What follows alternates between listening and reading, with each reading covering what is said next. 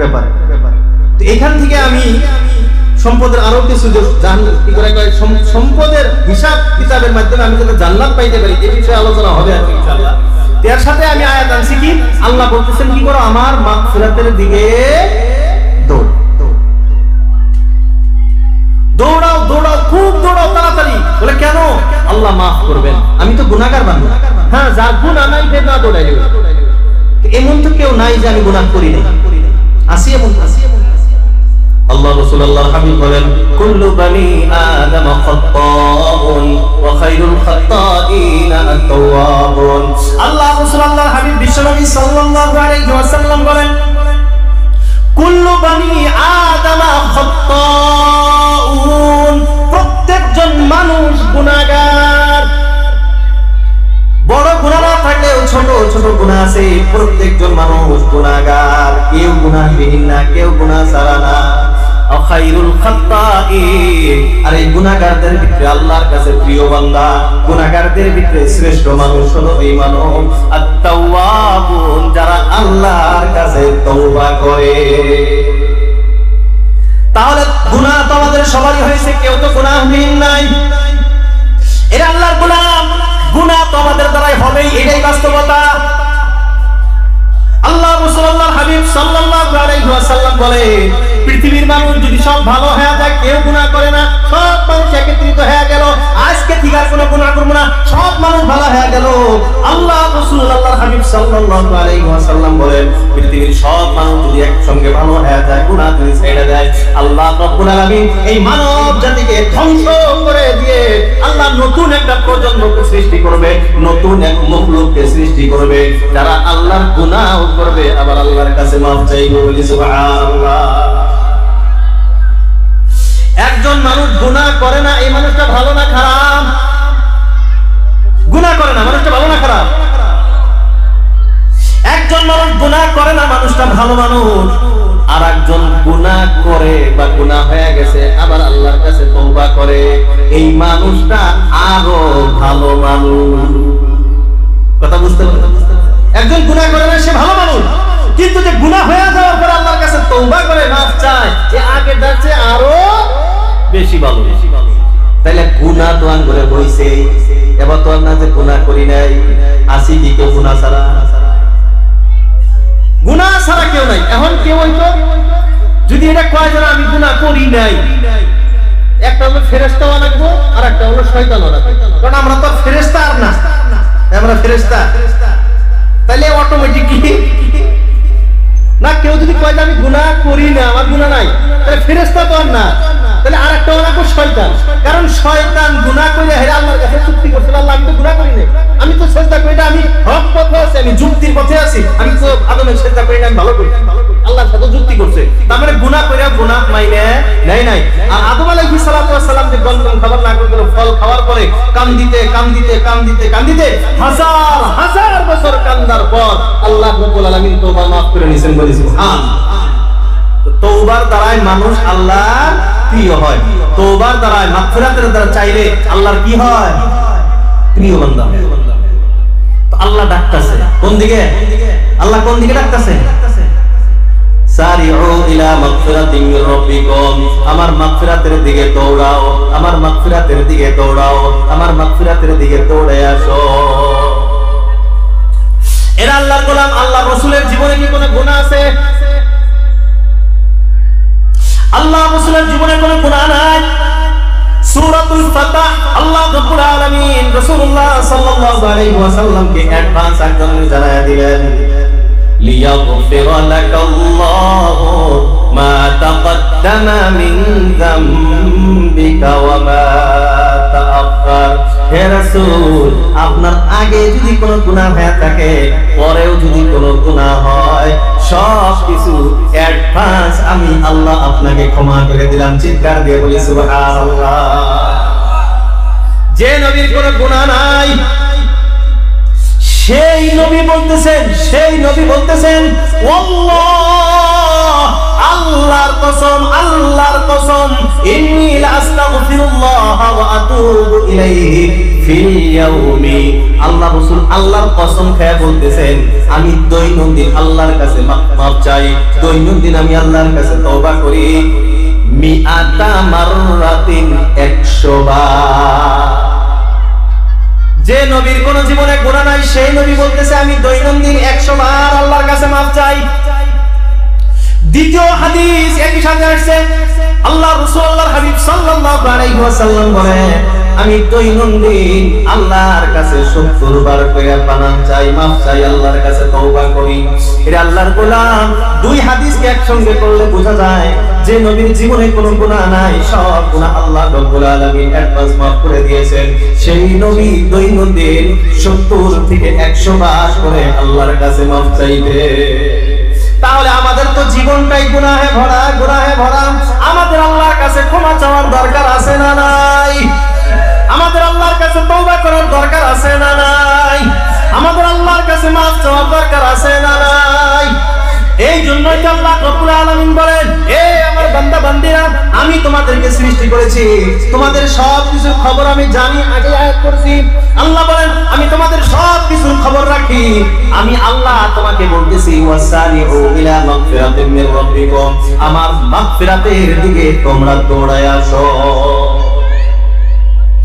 এখন আপনি বলতে পারেন, হুজুর আমি যদি আল্লাহর দিকে দৌড়ে যাই আল্লাহ কি করবে? আল্লাহ রাসূল আল্লাহর হাবিব সাল্লাল্লাহু আলাইহি ওয়াসাল্লাম বলেন, সুন্দর মজার একটা হাদিস আসছে।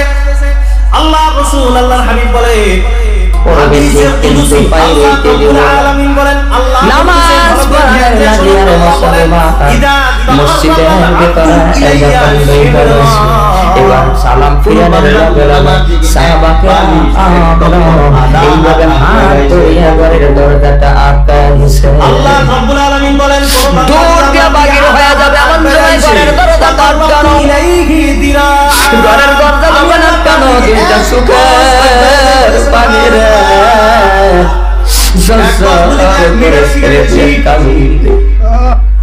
আর মনে মনে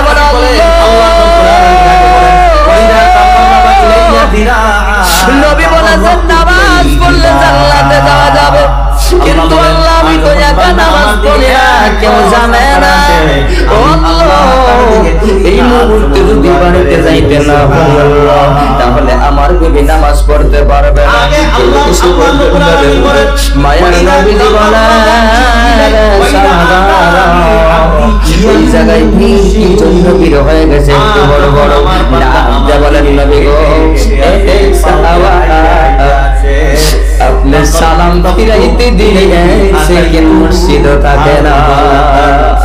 আল্লাহ নবী বিশ্ব নবী মায়ার নবী গো ডাকতে বললেন, এ আব্দুল্লাহ আসো আসো আব্দুল্লাহ আসো, বলো বলো বলো নিজের মুখে সালাম করে তেরে বাড়িতে যাও, চোখের পানি সারা আর কান্দে বলে নবী গো মায়ার নবী,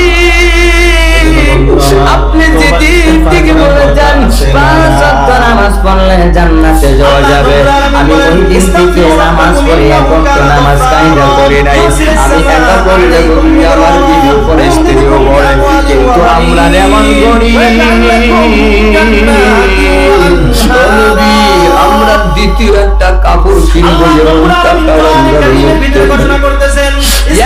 কাপড় পরে নামাজ পড়ে নবী বললেন, তোমার বিবি এখন কোথায়? বললো বাড়িতে। তোমার বিবির গায়ে কাপড় আছে? দুঃখের বাবা আমার বিবি এই মুহূর্তে কাপড় এই মুহূর্তে কাপড় নয়, কিন্তু নবী গো আমি একটা সিস্টেম করে রাখছি গো নবী, আমার ঘরের মধ্যে একটা গর্ত বানাইলাম, এই গর্তের মধ্যে আমার বিবিকে বসে রাখছি। আমি যাই আপনার জানেন না, নবী জানেন না, আমি সালাম ফিরাইতে দেরি আমি বাড়ির দিকে চলে যাই নবী গো, আমি বাড়িতে যাইয়া আমার কাপড় আমার বিবি নামাজ আদায় করে। আল্লাহ নবী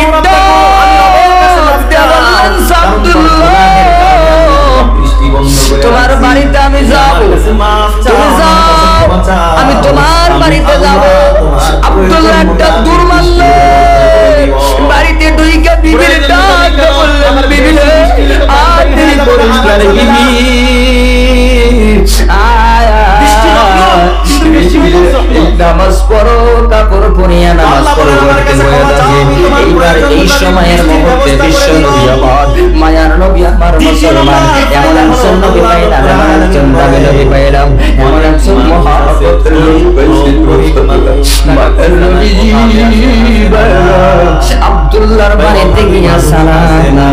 দিলেন, প্রথম সালাম দিলেন, দ্বিতীয় সালাম দিলেন, তিনবার সালাম দিলেন, কিন্তু সালামের জবাব আসলো না। সালামের জবাব নাই। কিন্তু আব্দুল্লাহ গর্তের মধ্যে বসা গো, নবী সালামের জবাব দিতে পারে না। আব্দুল্লাহ গর্তের মধ্যে বসিয়া ঝরঝর করে কান্না করতেছে আর বলে, দয়াল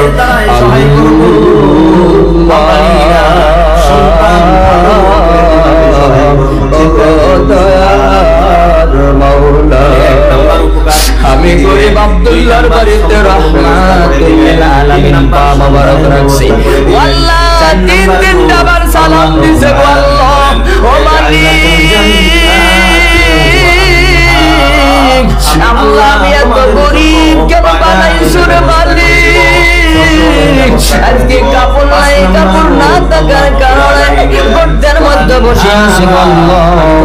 বিবি নামাজ পড়লেন, কাপড়টা দিয়ে দিলেন, কাপড়টা পরিও একটা চুল মারলেন, যেই নবীর পিছন থেকে নবীকে ডাকা যায় না।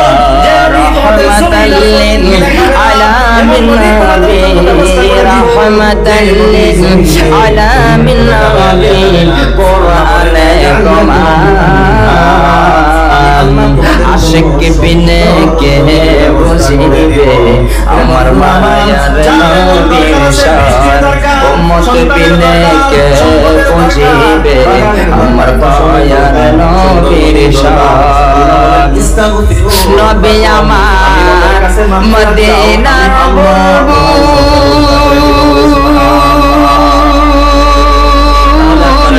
আমার আল্লাহ রাখিলেন মুহাম্মদ রাসূল। ওই নবীকে দাস দিলে, ওই নবীকে না বুঝিলে থাকবে না ঈমান। আশিক বিনে কে বুঝিবে আমার দয়ার নবীর শান, উম্মত বিনে কে বুঝিবে আমার মায়ার নবীর শান। আজ বাইটা আমার আব্দুল্লাহ এবার দৌড়ে গেল, সামনে গিয়ে বললেন,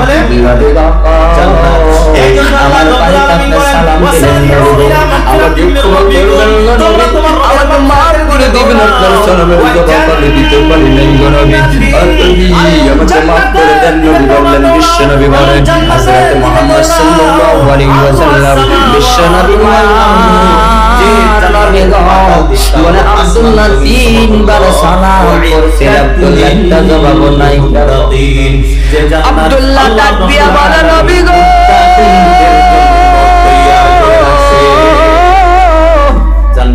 আমি আব্দুল্লাহ যেমন একটা পর্যায়ে বাঁচাছিলাম, ওই জায়গার মধ্যে আশিকে নবী বিশ্ব নবীর সালামের জবাবটা দিতে পারি না।